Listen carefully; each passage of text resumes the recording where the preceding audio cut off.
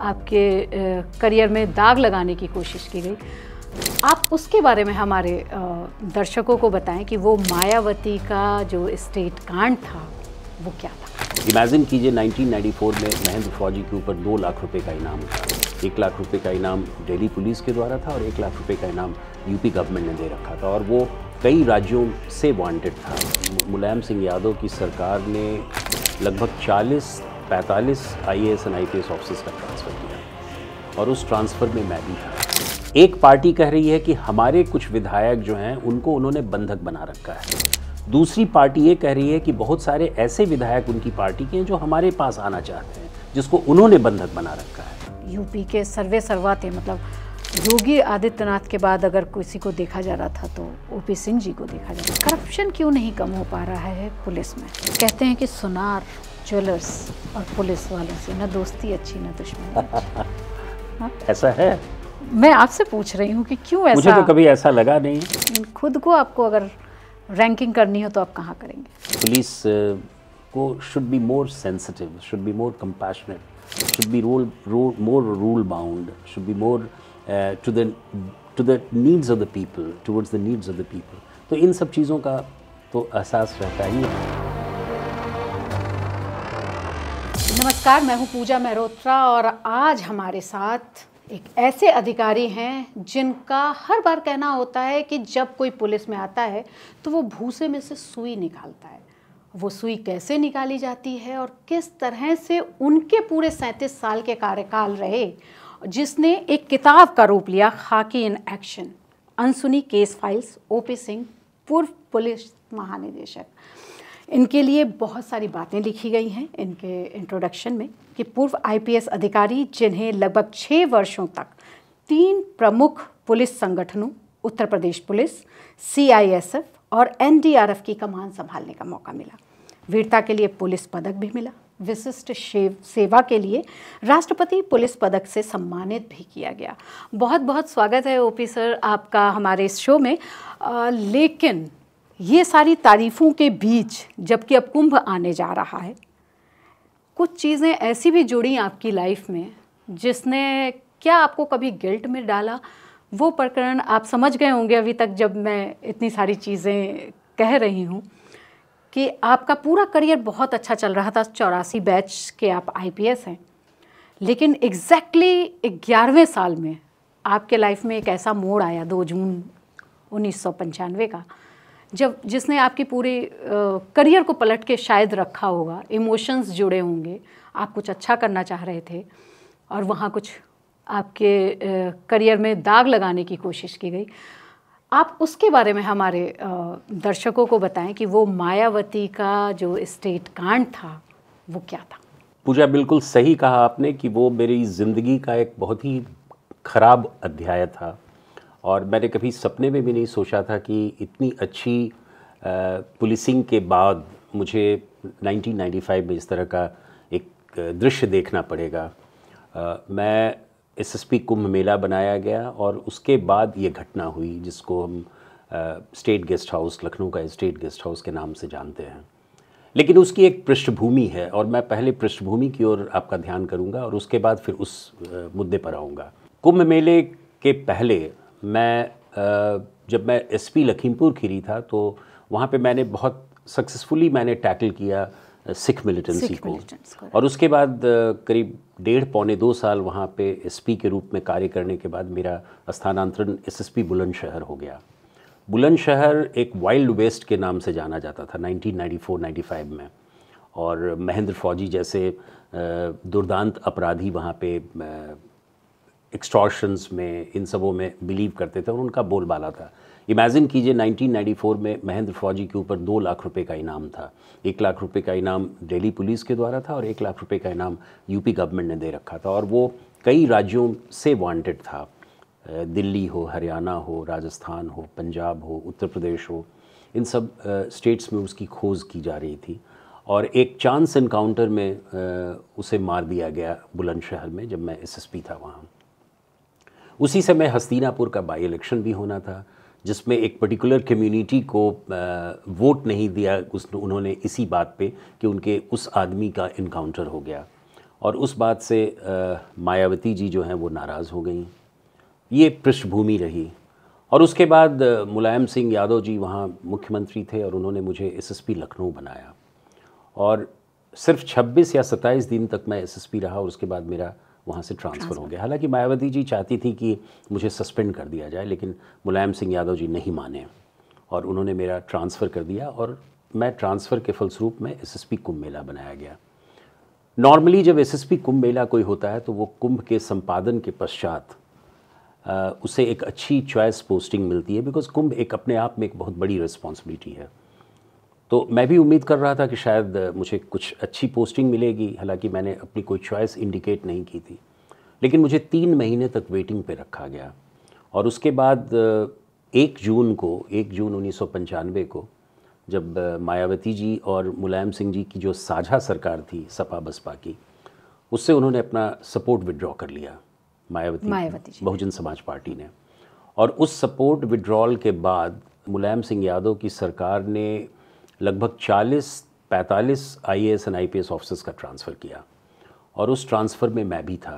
अब उसके बाद मुझे दूसरी बार एसएसपी लखनऊ बनाया गया और उनका ये था कि चूँकि मायावती के कहने से ही मैंने इनको हटाया था, इसलिए इनको जस्टिस मिलना चाहिए और उन्होंने मुझे सेकंड टर्म में फिर से एसएसपी लखनऊ बना दिया गया। यद्यपि मैं इस बात के लिए बहुत तैयार नहीं था और मेरा मन भी नहीं था कि मैं एसएसपी लखनऊ बनूं। कुछ जगहों पर चर्चा हो रही थी कि मुझे एसएसपी कानपुर बनाया जा रहा है, लेकिन अंततोगत्वा जो है एसएसपी लखनऊ बनाया गया। और उसी समय ये इनफेमस स्टेट गेस्ट हाउस कांड हुआ, जिसमें मैं एक तरह से स्केप कोट, मतलब टॉस्ड अप बिटवीन 2 पार्टीज़, एक तरफ समाजवादी पार्टी, दूसरी तरफ बहुजन समाज पार्टी थी। और उसका पूरा वृतांत मैंने अपनी बुक में लिखा है और मेरे किताब में इस अध्याय को लिखने का सिर्फ ये मकसद था कि कभी कभी despite your best intentions you land up in A tight corner. और एग्जैक्टली वही चीज़ हुआ मेरे साथ कि इतनी अच्छी करियर होने के बाद, इतने अच्छे इंटेंशंस के बाद मुझे एक्यूज़ किया गया कि I was instrumental and I was orchestrating whole thing, जो मेरे लिए सचमुच में एक बहुत ही भयावह दृश्य था। तो उसका पूरा विवरण मैंने लिखा है और मैंने ये कहने की कोशिश की है कि मैंने अपनी तरफ से पूरी निष्पक्षता के साथ मैंने अपनी ड्यूटी दी। डिस्ट्रिक्ट एडमिनिस्ट्रेशन का मैं एसएसपी था, डिस्ट्रिक्ट मैजिस्ट्रेट थे, एसपीसीटी थे, एडीएमसीटी थे। सभी लोगों ने एक कलेक्टिव विजडम के द्वारा एडमिनिस्ट्रेशन उस समय किया, लेकिन मुझे केवल सिंगल आउट किया गया। तो ये मेरे लिए शॉकिंग था और मैंने इसी का जिक्र किया है। और बाद में डिस्ट्रिक्ट एंड सेशन जज ने भी इस बात को माना कि there are no sufficient evidence, और फिर मुझे रीइंस्टेट किया गया। और उसी जगह पे मैं फिर तीसरी बार एसएसपी लखनऊ बना, जब कल्याण सिंह साहब जो हैं वहाँ के मुख्यमंत्री थे। तो लखनऊ मेरे लिए, और एक तरह से मैं कहूँ कि पूरा जो वृतांत है जिसका जिक्र मैंने किया है अपनी किताब में, वो एक तरह से हमारे लिए हमारी करियर को मोड़ने का एक टर्निंग पॉइंट था। पहली बार मैंने रियलाइज़ किया कि इट्स नॉट इनफ कि आप सब काम अच्छे से करें, आपका डेस्टिनी भी वर्क करता है, आपका डेस्टिनी भी पीछे न पीछे कहीं ना कहीं वर्क कर रहा है, जो आपको डायरेक्ट कर रहा है आपको कि कैसे करना है, क्या करना है। और इसीलिए मैंने इस तरह के कई और दृष्टांत मैंने दिए हैं। स्टेट गेस्ट हाउस तो definitely was one of the biggest events, but otherwise political interference के या कुछ और के भी मैंने अलीगढ़ का भी मैंने जिक्र किया है। तो that was the whole story. आपने किताब का जो ये वाला पूरा चैप्टर भी आपने बड़े ज़बरदस्त नाम भी दिया है, सुनामी के वर्ष। वैसे तो आपकी किताब इंग्लिश में भी आई है जिसका नाम क्राइम, ग्राइम और गम्पशन है, लेकिन सुनामी के वर्ष आपने दिया या पब्लिशर ने इसका नाम नहीं दिया? मैंने ही दिया है। और सुनामी का फ्रैंकली कहूँ तो 2004 के पहले सुनामी बहुत ज़्यादा पॉपुलर भी नहीं था। सुनामी जब आया था 2004 में, तो उसके पहले हम लोग अर्थक्वेक समझते थे, भूकंप समझते थे। सुनामी भी एक तरह का भूकंप ही है, लेकिन हम लोगों ने कभी उसको व्यापक रूप से नहीं देखा।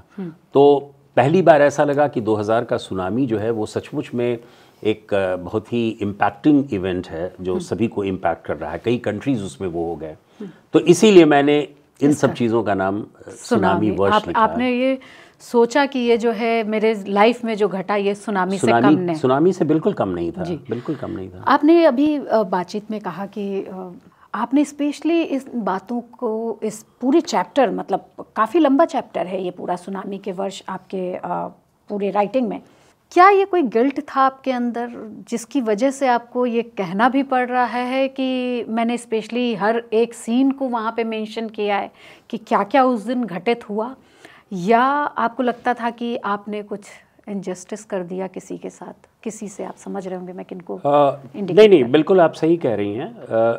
एक तरह का गिल्ट तो बिल्कुल था। गिल्ट इस बात का था कि अगर आप उस घटना के तुरंत बाद के न्यूज़पेपर्स और मैगज़ीन्स की बात करें, या उस समय टीवी चैनल्स तो उतने पॉपुलर नहीं हुए थे, तो मैंने देखा कि सभी जगह जो है अफवाहों का बाज़ार बहुत गर्म था। सभी लोग अपनी अपनी तरह से उन दृश्यों को इंटरप्रेट कर रहे थे, उसको परिभाषित कर रहे थे, उसको दिखा रहे थे। तो क्या सचमुच में ऐसा कुछ हुआ था उस स्टेट गेट में कि मायावती के साथ इस तरह का व्यवहार किया गया हो? गैस ये सचमुच में प्रजातंत्र के लिए एक बहुत ही खतरनाक अध्याय था और होना नहीं चाहिए था, और उसमें बहुत हद तक सच्चाई भी है। लेकिन इस बात की भी सच्चाई है कि बहुत सारी चीज़ें अफवाह के रूप में हुई। मैंने एक अफवाह का जिक्र किया है जो गैस के सिलेंडर का, कि गैस के सिलेंडर का जब मायावती जी को रात में चाय पीने की इच्छा हुई तो वहाँ के कमिश्नर, डिविजनल कमिश्नर जो हैं वो आए थे आईजी जोन के साथ, और उन्होंने इंटरकॉम से बात किया, और जब चाय बनाने की बात हुई स्टेट गेस्ट हाउस में, हम और डिस्ट्रिक्ट मैजिस्ट्रेट दोनों वहाँ मौजूद थे उस कमरे में, तो ये बताया गया संपत्ति अधिकारी के द्वारा या जो भी वहाँ के अधिकारी थे कि साहब हमारे किचन में गैस नहीं है, गैस सिलेंडर गैस नहीं है, ख़त्म हो गया। तो कमिश्नर ने कहा कि आप गैस का इंतज़ाम कीजिए कहीं से। उस समय 10 साढ़े 10 बज रहे थे रात के। तो उसने कहीं अगल बगल के किसी घर से या किसी क्वार्टर से, गवर्नमेंट क्वार्टर से, उसने एक गैस सिलेंडर का इंतज़ाम किया, और जो गैस सिलेंडर लेने वाला जो आदमी था जो गया लाने के लिए, वो कुक होगा या वेटर होगा इस तरह का था, वो उस गैस के सिलेंडर को स्टेट गेस्ट हाउस के फ्लोर पे लुढ़काते हुए ले जा रहा था। अमूमन ले जाते हैं, वो अपने कंधे पर नहीं लाते हैं वो। और नेचुरली जब सीमेंटेड फ्लोर हो तो उसकी आवाज़ आती है। उस आवाज़ से लोगों का ध्यान हुआ।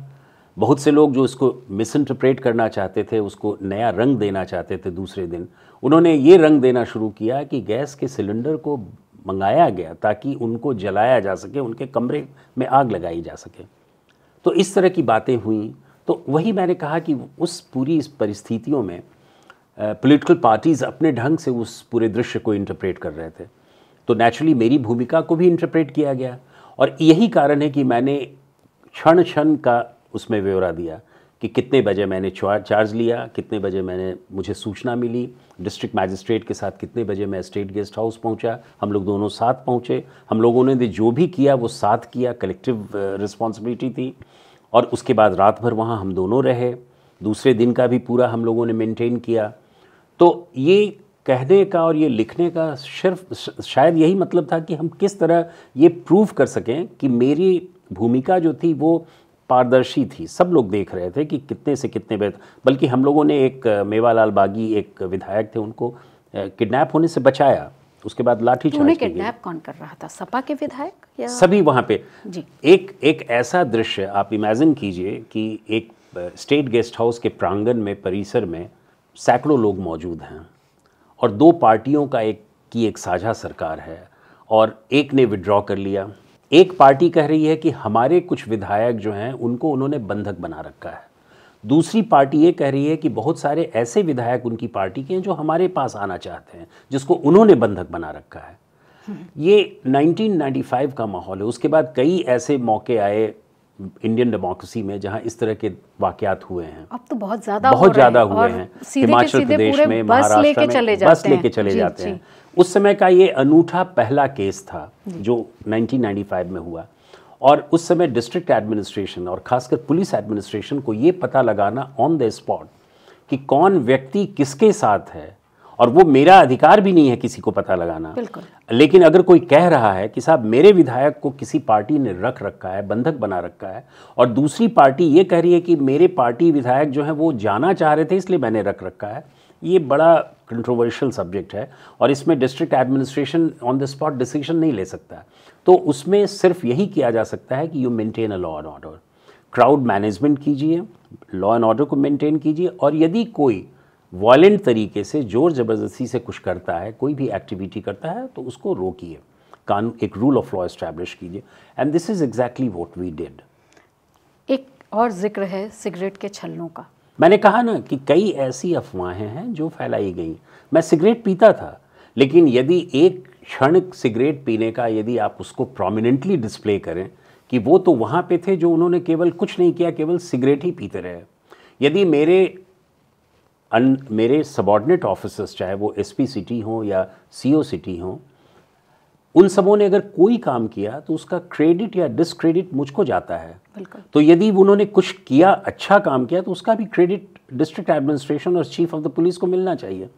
तो ये नहीं हो सकता कि सेलेक्टिवली आप अच्छे कामों के लिए उनको बधाई दीजिए और बुरे कामों के लिए किसी और को बधाई कोसिए। तो मैं समझता हूँ कि ये अनफेयर ट्रीटमेंट दिया गया था और यही कारण था कि मैंने बहुत ही डिटेल्ड में, ग्राफिक डिटेल्स में मैंने ये सब चीज़ों को लिखा है। रिटायरमेंट के बाद आपको, मतलब ये आपने जो नोट डाउन किया, क्या ये उन्हीं दिनों में नोट डाउन कर लिया था कि मुझे आगे जाके कभी ये किताब लिखनी है और मुझे आप बताना है लोगों को कि ये सिचुएशन ऐसी नहीं थी? मायावती को कुछ बताने की इच्छा हुई कभी, या मुलायम सिंह ने आपको लगा कि आप मोहरा बने मुलायम सिंह यादव के?